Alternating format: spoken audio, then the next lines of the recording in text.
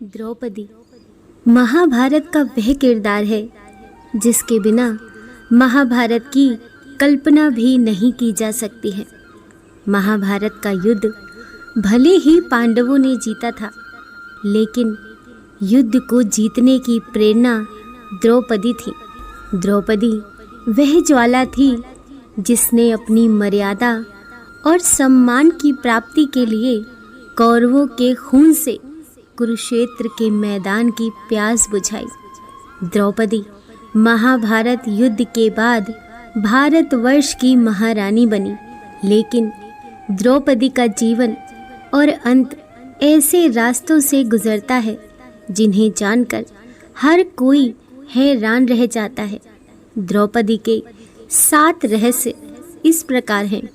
पहला, द्रौपदी का निर्भीक और शक्तिशाली व्यक्तित्व।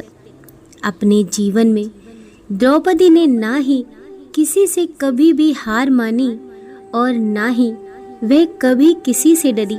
भरी सभा में जब द्रौपदी को निर्वस्त्र करने का दुस्साहस किया गया तो उन्होंने चुपचाप बैठे हुए भीष्म पितामह, द्रोणाचार्य, कृपाचार्य जैसे महान योद्धाओं को फटकार लगाई कि आप जैसे योद्धाओं के बीच एक नारी का अपमान हो रहा है और आप लोग तमाशा देख रहे हो। माना जाता है द्रौपदी कोई साधारण कन्या नहीं थी, बल्कि वह अग्नि से प्रकट हुई थी।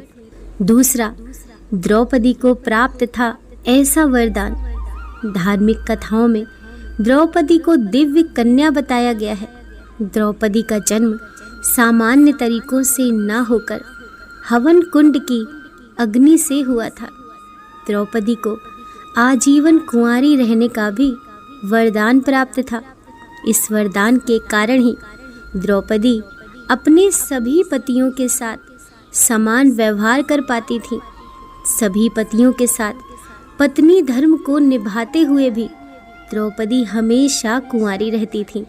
तीसरा, द्रौपदी ने रखी थी यह शर्त, जब द्रौपदी के सामने 5 पांडवों से विवाह करने का सुझाव रखा गया तो द्रौपदी ने विवाह के लिए एक अनोखी शर्त रखी थी।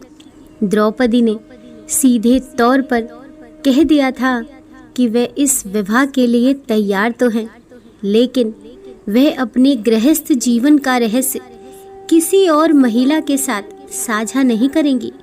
पांडवों ने उनकी ये शर्त मानकर विवाह किया। चौथा, कुत्ते को दिया यह श्राप। विवाह के बाद सभी पांडवों में यह आपसी सहमति बनी थी कि एक समय में द्रौपदी के साथ एक ही पांडव समय गुजार सकता है। जब कोई पांडव द्रौपदी के साथ होता था तो संकेत के तौर पर कक्ष के बाहर अपनी चरण पादुका रख देता था। लेकिन एक दिन जब युधिष्ठिर द्रौपदी के साथ कक्ष में थे, तब एक कुत्ता युधिष्ठिर का जूता उठाकर भाग गया। इतने में अर्जुन किसी कारण उस कक्ष में आ गए। सजा के तौर पर अर्जुन को वन में जाना पड़ा। द्रौपदी ने कुत्ते को श्राप दिया कि तुम खुले में संबंध बनाओगे और दुनिया तुम्हें देखेगी। 5वां, भीम से था सबसे ज़्यादा प्यार। द्रौपदी के 5 पति थे, लेकिन 5 में से भीम से द्रौपदी का विशेष लगाव था। इसकी एक खास वजह भी थी। भीम ही एकमात्र ऐसे थे जो द्रौपदी के साथ होने वाले अन्याय के खिलाफ सबसे पहले आवाज़ उठाते थे। चीरहरण के समय भी सभी पांडव मौन सिर झुकाए रहे, लेकिन भीम ने विरोध किया।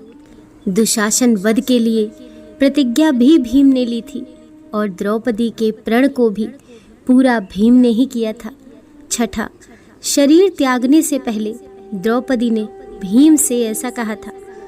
द्रौपदी के बारे में भविष्य पुराण में कहा गया है कि वह पूर्व जन्म में एक विधवा ब्राह्मणी थी, जबकि कुछ कथाओं में उन्हें इंद्राणी और लक्ष्मी स्वरूप भी बताया गया है। अंतिम समय में 5 पांडव और द्रौपदी जब स्वर्ग जा रहे थे, तब पैर फिसल जाने से द्रौपदी खाई में गिरने लगी, लेकिन भीम ने हाथ पकड़ लिया। भीम द्रौपदी को बचा नहीं पाए, लेकिन शरीर त्यागते हुए द्रौपदी ने भीम से कहा, अगर फिर जन्म मिले तो मैं फिर तुम्हारी पत्नी बनना चाहूँगी।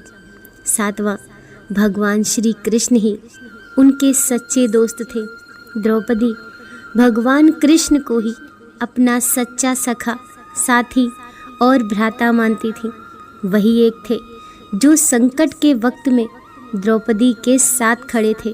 उस भरी सभा में अनहोनी होने से भगवान कृष्ण ने ही बचाया था। जब दुर्योधन का भाई द्रौपदी को निर्वस्त्र करने का प्रयास कर रहा था, तो भगवान कृष्ण ही थे जिन्होंने द्रौपदी की रक्षा की थी। दोस्तों, वीडियो पसंद आई हो तो वीडियो को लाइक कीजिए, चैनल को सब्सक्राइब कीजिए। मिलते हैं नेक्स्ट वीडियो के साथ।